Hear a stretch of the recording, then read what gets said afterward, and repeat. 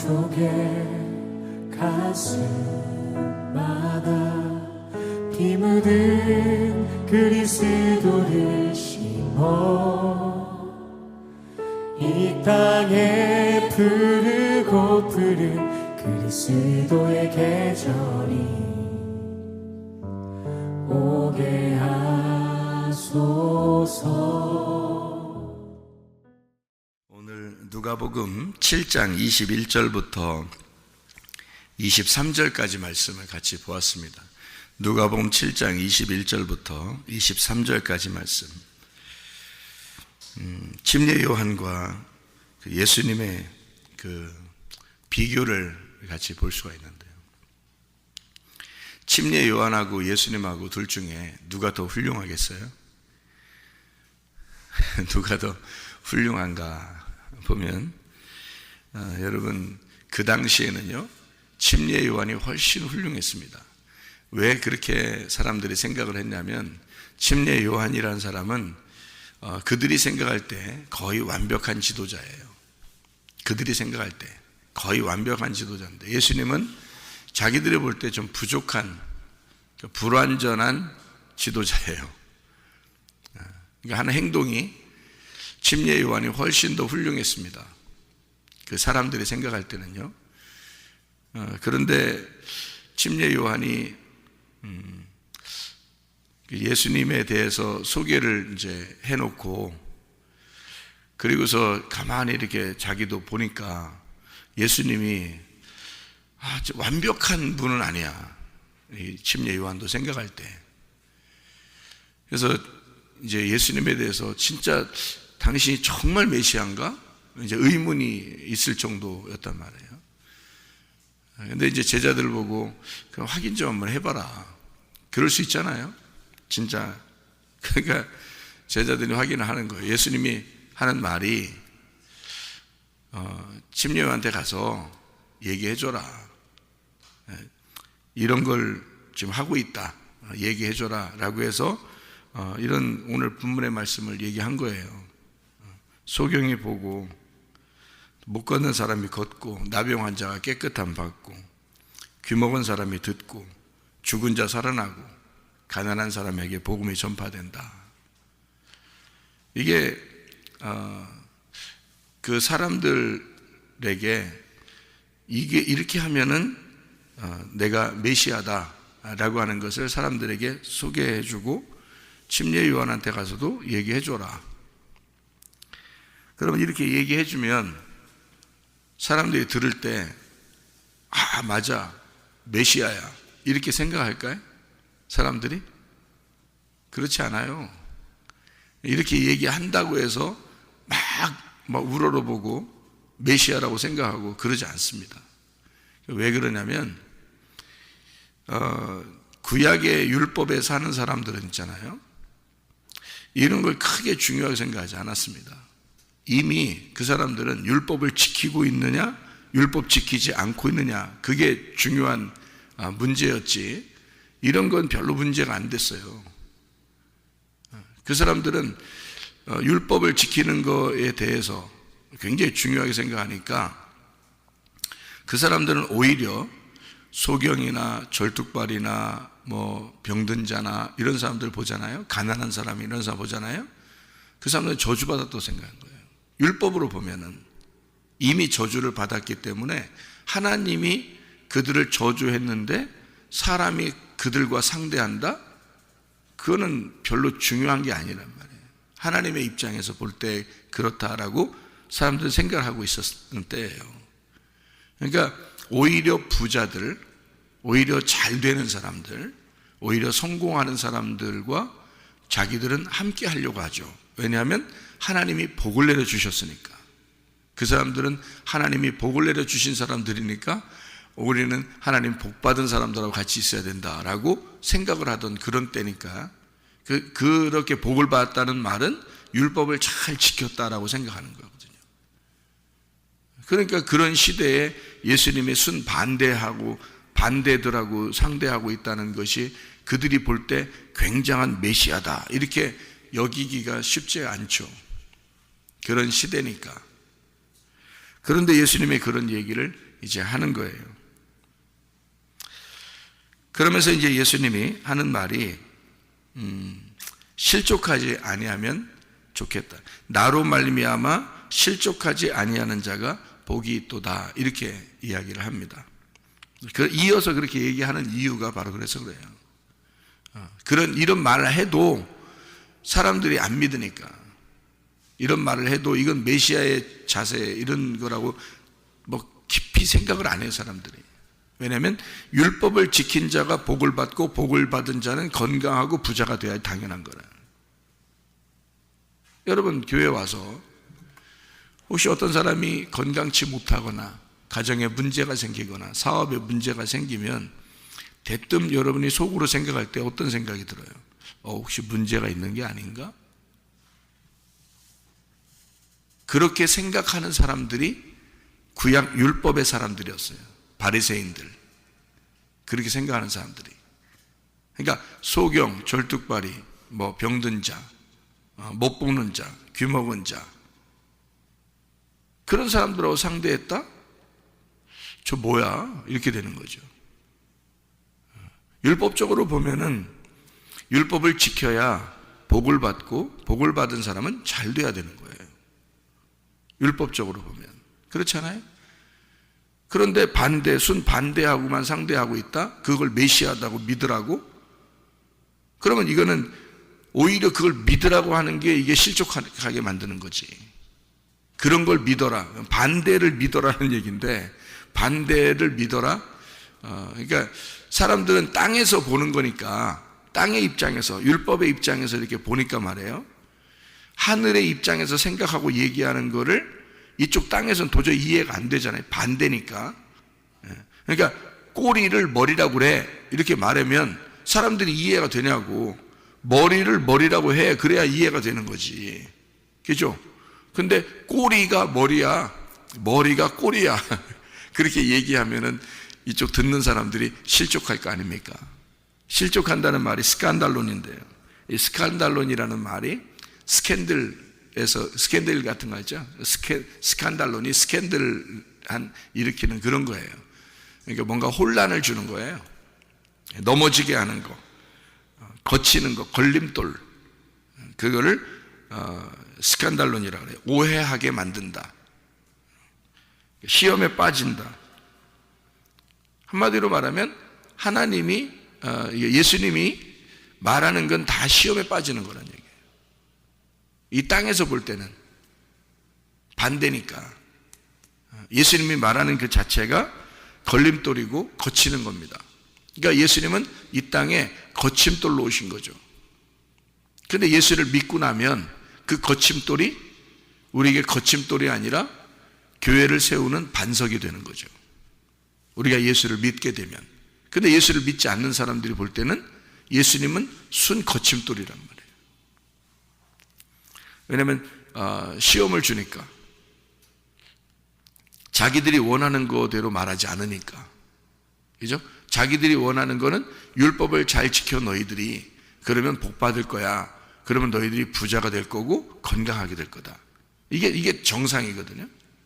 그런데 교회 와서도 사람들 사실 교회 와서 대부분 어떻게 생각해? 잘 되는 사람 보고 복 받는 사람들 보고 그러면 은근히 이렇게 좀 은근히 뭐 이렇게 좀 이렇게 부러워하죠. 부러워하면서 저 사람은 정말 복 받았는가 봐 이렇게 생각하죠. 복 받았는가 봐. 그게 이제 그 복 받았는 건 복은 맞아요. 복은 맞았는데 하늘의 복은 아니잖아요. 땅의 복을 받았는가 봐 이래야 되거든요. 땅의 복을 참 많이 받았는가 봐 이래야 돼요. 그러니까 그 복은 구약의 율법의 복이에요, 여러분. 구약의 율법의 복이 그거예요. 그러니까 지금 구약과 신약을 완전히 나누는 지금 장면이 예수님과 침례 요한에 나누는 장면이에요. 그러니까 침례 요한과 예수님이 지금 갈라지는 그 시점이라고요. 그러니까 이게 지금 은혜냐 아니면 율법이냐, 구약의 복음이냐 신약의 복음이냐. 그러니까 구약의 복음으로 봐서는 잘 되는 게 복음이에요. 그래서 신약의 복음에서는 그게 아니고 잘 되는 건 넘어뜨려 버려야 되는 거예요. 그리고 소경을 만들어야 되는 거예요. 귀머거리를 만들어야 되는 거예요. 죽은 자를 만들어버려야 되는 거예요. 그래 예수가 와서 그를 부활시키죠.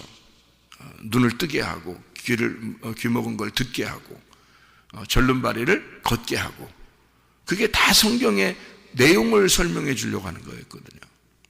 근데 그거를 구약의 입장에서 볼 때는 전혀 반대적인 얘기를 지금 하는 거잖아요. 그러니까 구약에 있는 사람들, 구약을 생각하는 사람들, 복 받는 걸 생각하는 사람들 입장에서는 예수를 믿는다는 것이 오히려 지금 우리가 말하는 우리 성문교회에서 설교하는 이런 내용들을 들으면 스칸달론이 되는 거죠.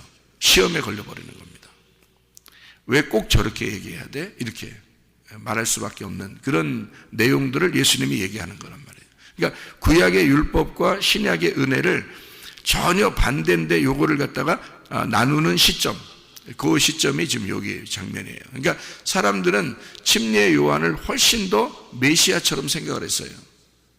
굉장한 분이다, 저 사람은 굉장한 분이다 라고 생각을 했어요. 침례 요한을요. 왜 그렇게 생각을 했냐면 거의 완벽한 지도자상이에요. 그래서 그 침례 요한을 훌륭하게 생각했어요. 자기들이, 그러니까 그 왕까지도요, 침례 요한이 말하는 거를 이렇게 막 가슴에 찔리면서도 침례 요한의 말을 위대하게 봤어요. 침례 요한을 그 정도로 위대한 사람이라고 생각했습니다. 그러면 침례 요한이라는 사람이 어떤 그 사람이는 거의 완벽한 사람이었다는 말이거든요. 거의 완벽한 사람. 그러니까 완벽하다는 걸 어떻게 여러분 생각해요? 완벽하다는 걸? 여러분, 구약의 율법은요, 사람을 완벽한 걸 봅니다. 무슨 말이냐면요, 선악과는요, 사람을 완벽하냐 아니냐 그걸 봐요. 선악과는. 근데 생명나무는 이 사람을 완벽하냐 완벽하지 않느냐 그렇게 보는 게 아니라, 그럼에도 불구하고 온전하냐, 하나님이 그래도 온전하게 했느냐, 그걸 보는 거예요. 그러니까 생명나무는 사랑이죠. 덮어주는 사랑. 그런데 선악과는요, 완벽한 것을 봅니다. 네가 완전한 선에 있느냐, 완전한 선에 있느냐, 아니면 그 반대는 완전한 악이다, 이렇게 보는 거죠. 선과 악을 정확하게 구분합니다. 그러니까 사람들이 생각할 때 침례 요한은, 생각해봐요. 침례 요한은 나시린이에요. 나시린. 태어날 때부터 나시린이었어요. 구약의 나시린은 어떻게 하나요? 포도주 안 먹습니다. 특징이 포도주 안 먹고 거룩하게 삽니다. 완전히 구별돼서 사람들보다 완전히 구별된 거룩한 삶을 살아야 돼요. 그 완벽한 거룩한 삶을 완전히 재현하고 이루어서 사는 사람이 침례 요한이에요. 그 전에 나시린들보다도 가장 완벽한 나시린의 삶을 사는 사람이 침례 요한이에요. 그 당시에. 그런데 예수님은 그 침례 요한과 전혀 다른 삶을 사는 거예요. 반대적인 삶을 살아요. 와서 포도주 마시죠. 즐기죠. 세리들하고 창녀들하고 같이 있죠. 죄인들하고 같이 있죠. 자기들이 생각할 때는 저건 저주를 받아서 하나님의 복을 받지 못하고 율법을 지키지 않아서 율법에 의하여 넘어진 자들, 죄인들, 세리들, 창녀들, 이런 사람들하고 같이 있는 거예요. 이해가 안 되죠. 율법적인 그 사람들의 입장에서 볼 때는 선악의 눈으로 딱 보면은 완전함에 이르는 침례 요한은 완전한 거고요. 나시린이니까. 저 사람은 나시린으로서의 삶을 완벽하게 산 사람이란 말이에요. 침례 요한은. 그러니까 그 나시린이 오히려 메시아가 되죠. 자기들의 입장에서는. 근데 예수님은 그런 삶이 아니에요. 완전 반대적인 삶을 삽니다. 그러니까 오히려 사람들은 침례 요한 보고 메시아냐고 물어봤어요. 요한복음 1장을 보면 여러분 잘 아시죠? 요한복음 1장에 사람들은 당신이 메시아입니까? 라고, 그리스도입니까? 라고 사람들이 물어봤어요. 침례 요한한테. 근데 침례 요한이 뭐라 그래요? 나는 메시아가 아니야. 나는 그리스도가 아니야. 내 뒤에 오시는 분이 그리스도인데 나는 그의 길을 준비하는 광야에 외치는 자의 소리야. 그렇죠? 그리고 예수님을 보라 세상 죄를 지고 한 하나님의 어린 양이로다 라고 소개하잖아요. 침례 요한이. 사람들이 침례 요한을 메시아처럼 그리스도처럼 여겼다고요. 굉장한 사람으로 여겼습니다. 그 당시에 실제로 그랬다는 거죠. 근데 오히려 예수님은 반대적인 삶을 사니까 침례 요한도 의문을 가질 정도예요. 이건 너무한 거 아닌가? 그리스도가 오면 이상하다. 그러니까 자기가 침례를 주고 세상죄를 지고 가는 어린 양이로다 했는데 이상해. 좀 뭔가 좀 달라. 하는 행동이 달라. 그래서 이상하게, 그렇지 않아도 이상하게 생각해서 제자들을 보내가지고 알아봐라. 좀 뭐라고 얘기하는지. 이렇게 할 정도란 말이에요. 그러니까 자기가 봐도 이상한데 사람들이 보면 얼마나 이상하겠어요. 그러니까 왜 이상하냐면 지금 제가 얘기했던 대로 율법적인 삶으로 봐서는 예수님이 반대예요. 반대적인 삶을 살아요. 율법적인, 그러니까 선악의 눈으로 보잖아요. 그러면 이상한 거죠. 선과 악으로 정확하게 갈라서 보면 침례 요한이 훨씬 더 훌륭한 사람입니다. 예수님도 한마디 했어요. 한마디 했는데 사람들이, 율법적인 사람들 입장에서는 도저히 이 말이 이해가 안 되는 거거든요. 그런데 예수님은 속에 무슨 마음을 가지고 얘기한 거예요. 그렇죠? 그러니까 이게 반드시 스칸달로 넘어져 버리죠. 선악의 눈으로 보면요, 사람을 어떨 때 그 따르고 싶고, 그러냐면 완벽할 때 따르고 싶어요. 그래서 자기는 완벽하지 못하니까 누군가를 완벽한 사람, 지도자를 찾아서 그 사람을 찾아가거든요. 그게 침례 요한입니다. 그 완벽한 지도자가요. 그들이 볼 때, 구약에 있는 율법의 사람들이 볼 때 침례 요한이 완벽한 지도자인데 예수님은 그들이 볼 때 불완전한, 진짜 하나님의 은혜를 받아야 될 만한 사람, 저 사람은 하나님의 은혜를 받지 않으면 도저히 해결되지 않는 사람이다 라고 생각되는 사람이 예수님이란 말이에요. 사람들이 볼 때는 그 정도로 침례 요한을 위대하게 볼 때였단 말이죠. 그 침례 요한이 그렇게 훌륭한 사람인데 자기 제자들을 예수님에게 보냅니다. 보내서 자기는 이제 끝났다. 이제 사역이 끝나고 예수님의 사역이 시작되었다. 그러니 그를 알아봐라. 자, 뭐예요? 자기 제자들을 누구에게 보내고 있다? 예수님에게 보내고 있다. 그러면 자기 제자들을 나에게서 끊고 예수님에게 보내고 있는 거죠. 그 제자들이 그쪽으로 가고 싶겠냐고요. 침례 요한의 제자로 있는 게 훨씬 더 나은데. 왜냐하면 이 지도자가 훨씬 더 훌륭하니까. 그런데 예수님에게 가서 있어야 된다? 침례 요한은 자기 제자들을 예수님에게 보낸다? 쉬운 일이겠어요? 아니죠. 쉬운 일이 아니죠. 제자들 입장에서도 쉬운 일이 아니고요. 침례 요한의 입장에서도 쉬운 일이 아니에요. 완벽하게 그가 확인이 되지 않았는데 예수님에게 자기 제자들을 보낸다. 이것도 지금 어려운 일이죠. 그런 상태예요, 지금 이게. 그런데 예수님은 이 상태에서 율법과 복음을 정확하게 나누는 그런 이야기들이거든요. 여러분 보세요. 여러분이 이 목사가 아무리 훌륭하고 완벽하게, 나는 완벽하게 내가 보이려고 그렇게 하는 게 아니에요. 나도 나의 삶을 살아야 돼요. 나의 삶이 그리스도에게 복음을 받고 살아야 되는 그런 사람이에요. 저도. 그러니까 나를 따르는 게 아니라 나는 누구에게 여러분을 보내야 돼? 예수님에게 보내야 돼. 자꾸 나는 그러니까 여러분을 나에게 오라고 하지 않고 나를 그렇게 바라보라고 하지 않고 자꾸 예수의 말씀을 전해서 예수에게 보내요. 예수님은 이런 분이다. 복음은 이런 것이다. 하나님은 이런 것이다. 하나님의 마음이 이렇다라고 자꾸 하나님에게 여러분을 보내려고 한다고요. 나에게 오라고 하지 않고 하나님에게 보내려고 그런다. 그게 지도자의 마음이 돼야 된다는 것입니다. 근데 사람들은 목사들을 많이 따라요. 훌륭한 목사, 대단한 목사, 그런 막 따라요. 그러면 진짜 대단한 목사가 침례 요한만큼 대단한 목사가 있었나? 없죠. 근데 그 침례 요한은 어떻게 했어요? 자기에게 있는 제자들을 예수님에게 자꾸 돌려보내잖아요. 예수님에게 보내려고 한다고요. 자기는 끝났다. 예수님에게 보내. 나는 소리에 불과해.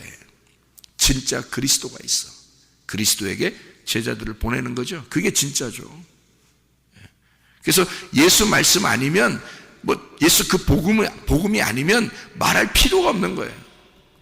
그래서 예수님이 뭐라고 이제 하냐면, 여기서 얘기하기를요, 침례 요한만큼 완벽한 사람은 없다. 지금까지의 인생에서 인간들 중에 침례 요한만큼 완벽한 나시린의 삶을 산 사람이 없다고 딱 여기 인정하잖아요. 그래서 24절부터 이렇게 쭉 내려보면요, 26절까지 보면, 그러면 너희가 무엇을 보려고 나갔더냐? 선지자냐? 옳다. 내가 너희에게 이르노니 선지자보다 훌륭한 자니라. 이 구약의 모든 선지자보다 훌륭한 자가 누구? 침례 요한이다. 침례 요한은 완벽하다. 28절, 내가 너희에게 말하는 여자가 낳은 자 중에 요한보다 큰 자가 없다. 여자가 낳은 자 중에 요한보다 큰 자가 없다. 그러나 하나님 나라에서는 극히 작은 자라도 그보다 크니라. 그 말은 예수님 안에서는, 복음 안에서는 그 침례 요한보다 더 앞서 있다라는 말이에요. 그 말은 무슨 말이냐면,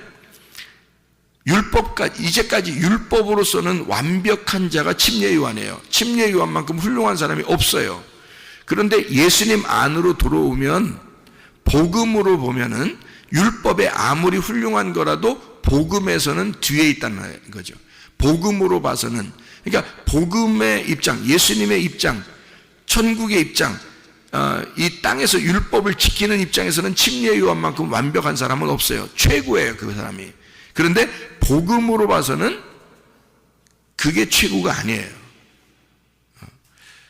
예를 들어서 복음을 깨닫지 못하고 율법적으로 봐서는 선악의 눈으로 딱 봐야 되고, 이건 무조건 착한 일만 해야 돼, 이건 무조건 선교만 해야 돼, 이건 이렇게만 살아야 돼 라고 그렇게 주장할 수 있죠. 당연히 그렇죠. 또 해야 되고 선한 거니까.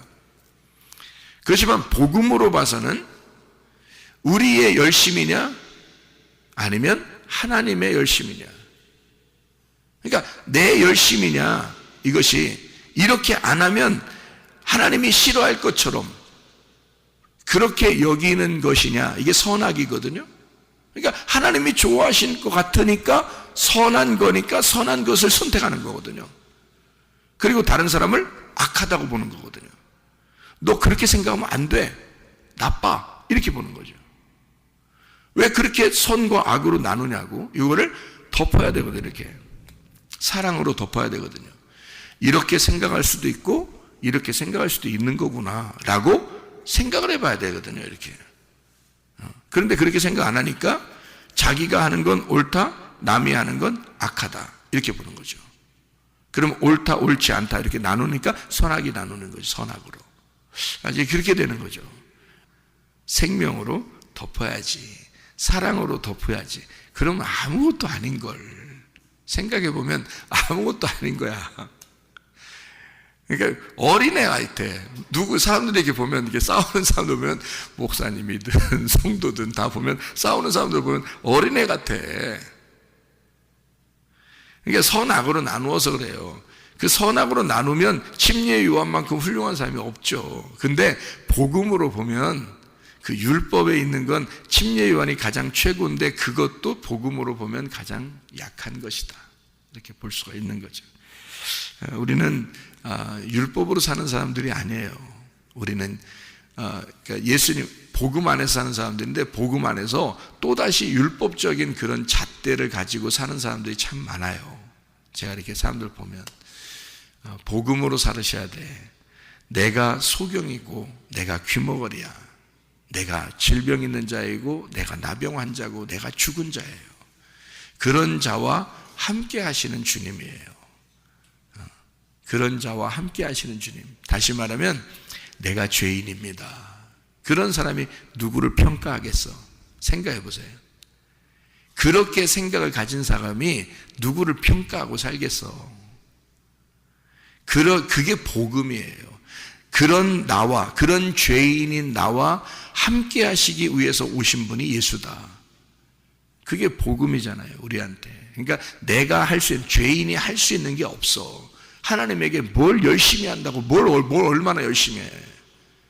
하나님이 나를 위해서 열심히 해야지. 나 같은 죄인을 위해서 하나님이 열심히 하셔야지. 그래서 하나님이 한없이 사랑을 주셨고, 그 한없이 주신 사랑 때문에 다른 사람에게 그 하나님의 사랑을 나누어 주는 거죠. 전달해 주는 것 뿐이에요. 우리가 잘나서도 아니고, 우리가 뭔가 능력 있고 힘 있어서도 아니에요. 그냥 사랑을 받은 만큼 사랑하는 거예요. 그래서 아이들 그러죠. 한없이 부모가 사랑하면 그 아이들이 사랑을 배워. 그래서 또 사랑할 수가 있어요. 근데 부모가 계속 선하게 잣대로 놓고 이 아이를 평가한 아이는 이 아이가 자라나서 자기도 다른 사람을 그렇게 평가하며 살아요. 여러분, 그래서 한없이 사랑하는 게 필요하다. 부모는 그런 것이다. 하나님 아버지의 마음이 그렇다는 걸 설명해 주는 자가 부모이다. 다시 말하면 우리들이 보통 얘기할 때 사랑받은 자가 사랑할 수가 있다라고 얘기하는 게 딱 맞는 말이에요. 하나님에게 사랑받을 수밖에 없는 자가 우리들이에요. 사랑받을 수 있는 자격이 없는데 사랑받은 자들이 우리들이에요. 그래서 그 사랑을 받은 자가 그 사랑을 다시 나눠줄 수가 있는 거죠. 그 말이 복음을 받은 자가 복음을 나눠줄 수가 있는 것이다. 복음을 깨닫고 살아야지 율법으로 살면 우리는 선하게 잣대로 볼 수밖에 없다. 복음으로 살면 사랑으로 덮고 살아갈 수가 있다. 오늘도 그 복음 안에 사랑으로 사는 사람들 다 되시기를 바랍니다. 기도하겠습니다.